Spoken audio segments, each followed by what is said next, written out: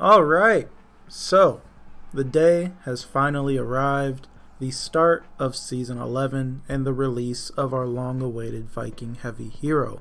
Also, today we had another, and the last, weekly Warriors Den live stream. After today, they won't hold the streams weekly anymore, but instead hold them when they've got a bunch to talk about. So on some weeks, we'll get a show, but some weeks we'll receive a blog post. Anyways, on today's stream, we got some pretty exciting news. As always, if you do watch these videos regularly and just want to help me out a bit, I'd really appreciate if you sub to the channel. Now let's not waste any more time and get right into it. Alright, the big news for today is that those Centurion, Gladiator, and Warlord improvements are coming a lot sooner than we all thought, and that they were actually confirmed. So last week we talked about the testing grounds, and our first chance to use it will be on August 29th.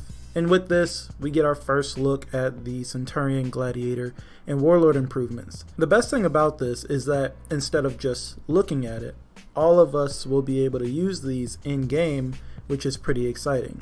So as they hinted at, Centurion will be getting some larger changes, and to quote Steph, Centurion will have a lot of fun beating the crap out of everyone. I better see every single Centurion voice line down in the comments, or I will be very disappointed. Now I have a reason to rep my Centurion up after I finish working on Yorm.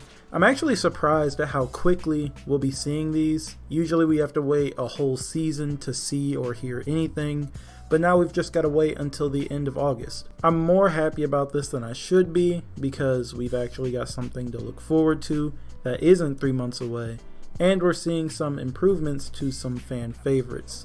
Again, we'll actually be able to use the testing grounds on August 29th. That will be available to everyone, no matter which platform you play on. Now on everything else, they had another Q&A today where they answered a bunch of questions, but this time around we didn't get too much out of it, so I'll only be talking about the things I found interesting. First, let's talk about Armour. So they did confirm that we will, in fact, be getting more armor sets, but they didn't tell us when. Instead, we got the now infamous soon, which could mean anything, honestly. But it is nice to know that they are working on new armor sets, and they even mentioned that we'll be seeing these new armor sets on the Year 1 DLC heroes as well. So this time around, we'll see armor for Centurion, Gladiator, Shaman, Highlander, Aramusha, and Shinobi. Unlike the last time where we got new armor sets for, just the OG heroes. So that's really nice. Sticking to the design side of things, they also mentioned that minions and pikemen could be receiving some new designs and whatnot, which will be nice, as the only variation to the minions now are the shield patterns, I believe, which is a more recent change, and it'll be nice to see some different minions out there. They also talked about the forced paint patterns on some heroes. They said that they have noticed it, but they're currently focused on more material changes, so be on the standby for those paint changes. When it came to hero changes and whatnot, they did talk about a few things that I'll try to summarize quickly. They talked about how some attacks this season were in between intervals of 100 milliseconds like we talked about the other day, and mentioned how this was basically the start of these sort of attacks, and that now they have freedom to work with these intervals a bit more, and that we could see more of them in the future if this all works out.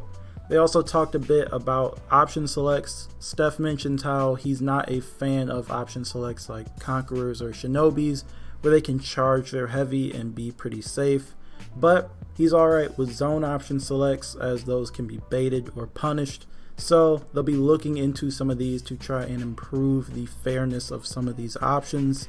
They also talked about Hitokiri, mainly in terms of those opener heavies that a lot of people don't necessarily like because of how easy it is to trade with opponents while they try and go for parries. They'll basically be looking at Yorm's heavies and see how they work out, as the hyper armor for hers start at 400 milliseconds, and they'll look at the data and reevaluate Hitokiri's heavies in the future if need be. When talking about Peacekeeper and why they didn't buff things like her heavy recoveries, they mentioned that they want to go step by step with Peacekeeper so that they don't accidentally overshoot and make Peacekeeper too powerful as she was back in the day before her nerfs.